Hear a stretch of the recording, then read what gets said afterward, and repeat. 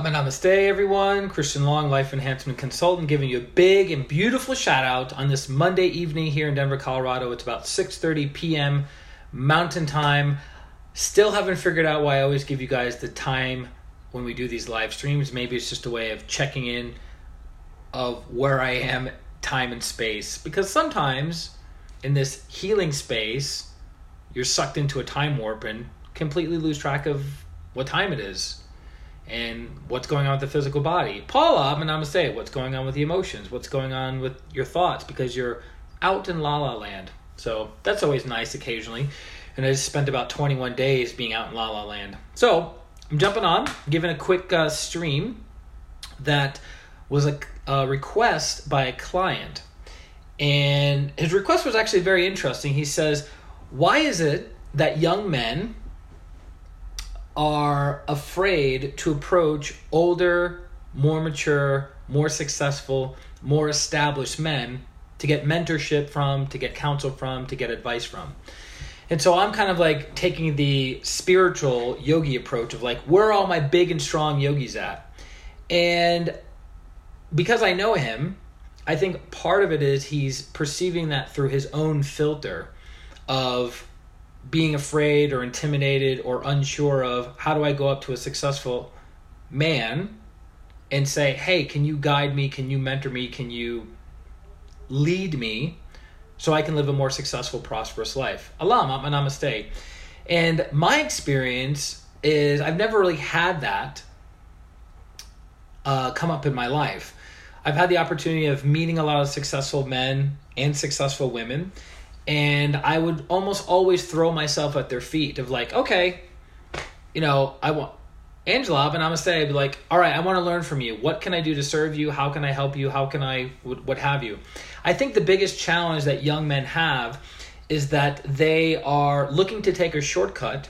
They're looking to get something from the older, more established man versus saying, how can I add value to this person's life free of charge in the hopes of getting mentorship and counsel from them? So some of you may have read the newsletter from a few weeks ago, and I was sharing a story of when I was a teenager. I worked with a very successful business owner in Berlin, Massachusetts, which is a super teeny tiny cow town in Massachusetts.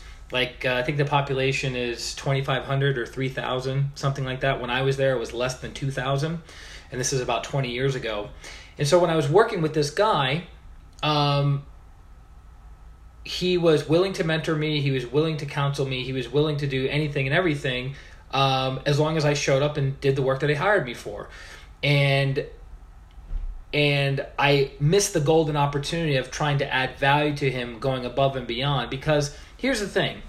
Using the spiritual principle of giving and receiving, as you give, you receive, right? Karma yoga, or the yoga of action, Namaste, teaches us to not be attached to the fruits of our labor. Meaning, all right, I'm going to do something for you, but I better get something in return. So when you operate from that level, you're operating from your navel chakra. The navel chakra deals with lower intuition, gut instinct, and feeling out if doing this is going to get a better result than doing that. So if you're a business person and you have two projects that you can work on. One project, all the numbers look amazing. It looks like you're going to make a profit, but something deep inside of you goes, I don't think this is a good deal. Then you look at project B, the numbers don't look so good, the profit doesn't look so good, but you feel like it's going to be successful. And businessmen that are successful have strong, healthy navel chakras, so they trust their gut instinct a lot. So the person goes with option B, and it works out, right? And then they find out later that option A, there was all these things that were wrong with it, and it was better that they didn't choose option A. But people who don't have a very developed, healthy navel chakra, they'll end up picking the wrong project. Does that make sense? So there's so many different ways that I could go with this. So when you are adding value to somebody and you're doing it with non-attachment, you're operating from the heart. Because the heart loves unconditionally. the heart and the crown, loves unconditionally. So rather than thinking, okay, I'm going to do this for the expectation of this, and then you don't have that expectation fulfilled, it leads to suffering. Lucy, Atma Namaste. Does that make sense? So, for instance, I'm in the sales world, and I make 100 phone calls with the expectation of closing 10 people with those 100 phone calls. And let's say I make 100 phone calls and I don't close any person. And then my expectation is not fulfilled, and then my expectation causes me to suffer because my expectation was I make 100 phone calls, 10 people are going to buy. I made 100 phone calls, nobody bought. What's wrong with me? You know, all of these mental and emotional games that we play with ourselves, when in fact maybe the script was wrong. Maybe the people that you were talking to were not the right prospects. They weren't interested in your product or service. Like, there's all these different factors that you have to factor in. But if you just go with the expectation of, I'm going to keep calling, and whatever happens, happens, and you don't involve your emotional body.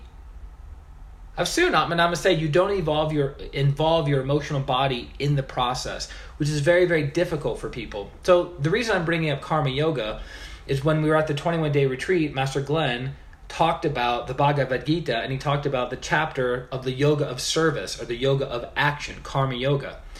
And we get caught up in everything, like doing it perfectly, overthinking everything, rather than just doing it. Just doing it. Just do the thing that you know in your heart of hearts will produce a result. If you're in sales, if you're talking to people, Sandeep, Abba Namaste, if you're talking to people, you're going to make a sale. If you're in the world of advertisement and you keep creating ads, eventually people are going to start buying what your product or service is. If you are looking to find the right partner and you go out on date after date after date after date, you're increasing your likelihood. But if you have this like everything has to be perfect expectation, then that's just going to lead to suffering, and you're not planting seeds. Let me serve you, Christian. Yeah, exactly. So in the scenario that my client is referring to of like, well, what do we do as young men who want to be mentored and guided and coached by successful, more established men? It's very simple. Understand the person that you're wanting to be mentored by. Ananda, Namaste. Offer that person value without expectations, and do that for a prolonged period of time, and then you're sowing good seeds, and something good is going to come back to you. But you have to let go of your attachment to that. So in India, with the guru-disciple relationship, the disciple would serve the guru for 10, 15, or 20 years before getting any technique, before getting any practice. They basically showed up, cleaned the ashram, make sure the ashram was functioning and flowing properly, and then close the ashram at the end of the night. That was their job, right? And they would do that day after day, week after week, month after month, year after year, and sometimes decade after decade after decade. But here's the interesting thing. As you're serving your guru, you're receiving energy. As you're serving your guru, you're planting good seeds. As you're serving your guru, you're developing certain virtues that you may not even be aware of. And then when the teacher is observing you and goes, aha, they had jealousy issues, they don't have jealousy issues now. They had negative pride, they don't have so much negative pride. They had anger issues, they don't have so much anger. They had impatience, now they have more patience. So just being in the presence of the teacher, the presence of the guru, the disciple is growing and evolving, right? Then when the guru determines that the disciple is ready for a spiritual empowerment or Shaktipat or what have you, the teacher will give a glance to the student. The teacher will touch the student's back heart chakra. The teacher will give them a meditation technique and say, practice this technique intensely for this period of time, and you'll achieve your illumination. You'll achieve your goal, right? But if you're just like, well, what can I get for the least amount of effort and the least amount of time and the least amount of energy, then that's what you're going to get back. Stephen, Atma Namaste. So that would be my recommendation to working with powerful, successful, influential people. And hanging around powerful, successful, influential people will also affect your energy body and your chakras, right? So if you don't have a lot of courage, but you spend time with people who are courageous, what do you become more of? If you have a lot of poverty consciousness and you spend more time with people that have prosperity consciousness, what will you have more of? Prosperity consciousness. If you spend a lot of time with people who are lazy, if you spend a lot of time with people who are fearful, who are angry, who are delusional, who are prideful, right? You will become more of that. There's an old business adage that you are the sum total of the average 5 people in your life. So if you look at the 5 people that you associate with most regularly, you are going to fit roughly within that framework. So if you want to be a millionaire, your 5 friends should be millionaires, right? If you want to be a great healer, spend time with other great healers, right? If you want to be an amazing, phenomenal parent, spend your time with amazing, phenomenal parents. Does that make sense? So, let's see. Steven says, Brett, namaste. Good to have you on. It's been a while since I've seen your beautiful face. Restful, recharging, rejuvenating sleep, and best energetic GPS for success, where our life force, spiritual cords, grounding, centering, and other increase, we make best decisions and move towards best directions, allowing us to serve or to sense our increase in field coherency and alignment with best instincts and intuition. That was a mouthful. That was good. A lot of information in each sentence. So going back to what we kind of started the stream off with, where are all my big, strong yogis at? It's reminding me of a book that I'm currently reading right now called The Initiate. And I think it's Sybil Scott. I have the book over here in the corner called The Initiate, which basically is the story. This book was written about 100 years ago, almost 100 years ago.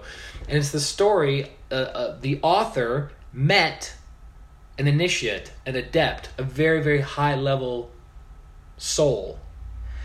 And each chapter tells a story of him witnessing this initiate interacting with people and guiding them and helping them and healing them.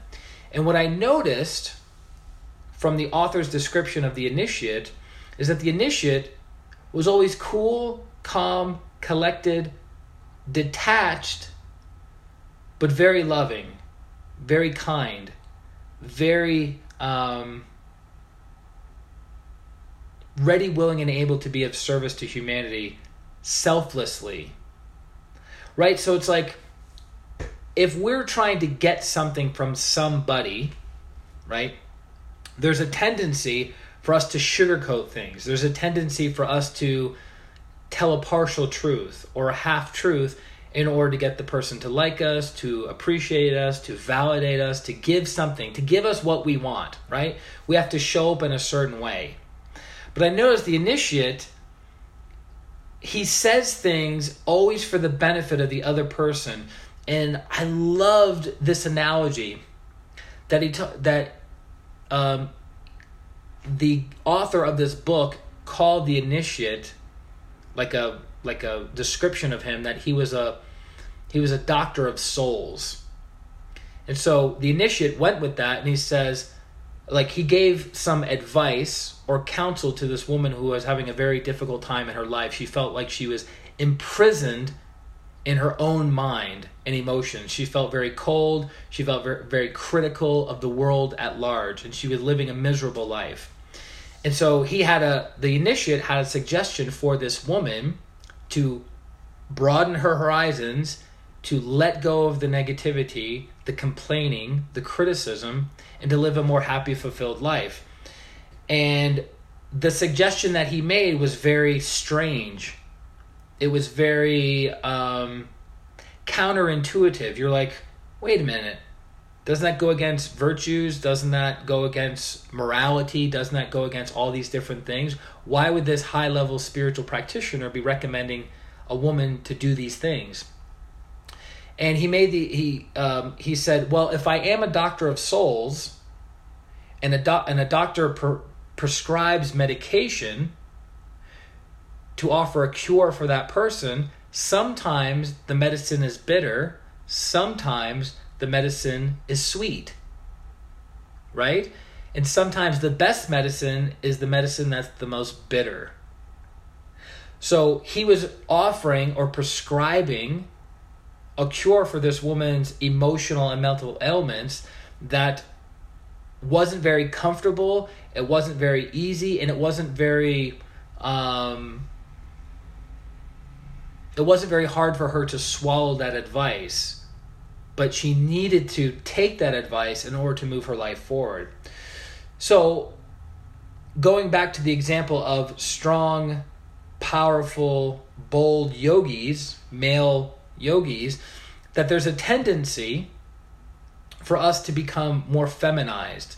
There's a tendency for us to be soft. There's a tendency for us to be flippant and not so grounded in who we are and what we are. And I'm saying this from a lot of my own personal experience as I've moved along the path, different men that I've met along the way, going to many, many different retreats, and also listening to the feedback of other women who are in the world of spirituality, meditation, healing, that they long for a big, strong, powerful yogi in their life to practice with, to have an intimate connection with, to be led by, right? But they notice that most of the men seem to be too yin. So it's very interesting that we're always trying to balance out the energies. If we're too yin, we need to balance the energy out by increasing our yang. If we're too yang, we need to balance the energy out by increasing our yin. And that's kind of why we get into relationships. That's why you have codependency in relationships. One person is one way, the other person is the opposite, and so they complement one another. But then if the other person leaves, or if the other person doesn't show up the way that they want them to show up, then you have a problem. Then the other person starts blaming and pointing fingers and going, what happened to the feminine energy that I need so much? Or what happened to the masculine energy that I need so much? The best thing, the ideal, as I meditate about this more and look at it in my own life, the more you can pull from the different energies and be interdependent within yourself, then you will attract a partner who is interdependent and you really complement one another. It's like, oh, right now I need to be practicing more masculine energy, or right now I need to be practicing more feminine energy, and vice versa. And I think that's far more rewarding. And so you go from codependency, independency, to interdependency. And what's so beautiful about the book The Initiate is that this spiritual teacher doesn't need anything from anybody. He's already whole and complete. He's already balanced out his masculine and feminine energies. Yeah. So Stephen says, when I look at how many times I've come back from when doctors ask I should have died, and I consider the times I've overcome what even with hindsight seems impossible, even after succeeding, I recognize there's a strong yogi looking me back in the mirror, even though these body's eyes. God only knows where the inner strength comes from, because courage doesn't mean being absent of fear. It means being able to take bold steps forward in spite of fear. Yes, without a doubt. Without a doubt. So Master Choa Koksui, the founder of Pranic Healing and Arhatic Yoga, in one of his sutras, one of his quotes in one of his books, he talks about, and I'm paraphrasing the teacher, that being spiritual does not mean you're anemic. Meaning it doesn't mean you're frail. It doesn't mean you're weak. It means you're powerful. A yogi is a powerful individual who has light, love, and power to make things happen for the good of humanity, right? And they do it intelligently. They do it in the shortest period of time using the least amount of resources, right? So I've been privileged enough over the past 20 years as a spiritual practitioner to meet some very, very, very, very powerful yogis. Very powerful people who are able to produce miracles, not just in a healing sense, but in interactions in their personal relationships, in business, in education, in politics. So I encourage my fellow yogis, the male yogis, practitioners on the path, to embody those qualities of light, love, and power, right? To be able to pull the energies of yin when they need it, or yang when they need it. And to not be anemic, to not be weak, to not be frail, to not be a pushover, right? Just because you're on the spiritual path, growing and evolving and becoming a better person, doesn't mean you have to just be like, I don't go to the gym anymore because all I do is meditate. I'm not interested in women anymore because all I do is meditate. I don't take care of my responsibilities because all I do is meditate. It's like, no, you got to be in the world. You got to be practical. You got to make things happen. So we kind of covered a lot of different angles from the original topic request from my client of what does a young man have to do in order to be mentored and counseled by more mature, more developed, more successful men. And my answer to that is understand the man that you want to be mentored by on every level, their career, their hopes, their wishes, their desires, their fears, their family, everything that you can know about this person. And because of social media, we can pretty much know everything about everyone at this point. And then see how you can add value to that person's life. Right? Add value. And not just that person's life, but maybe several other people's lives of how can I add value? How can I add value? How can I add value?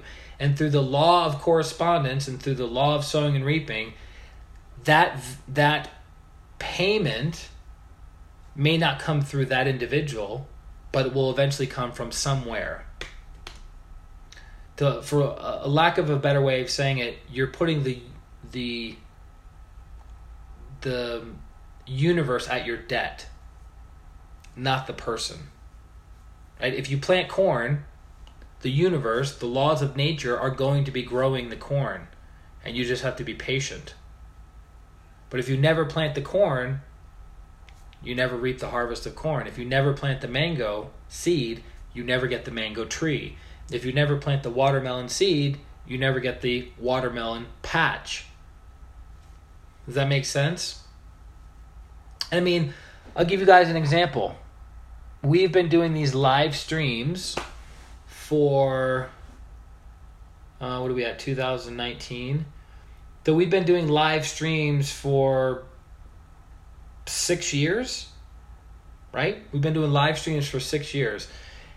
And yes, lots of clients have come through these streams over the years, but it's not where the majority of my clients, it's not where the majority of my business, my healing business comes from. But guess what? Sowing seeds, adding value to people's lives, because I enjoy doing this work.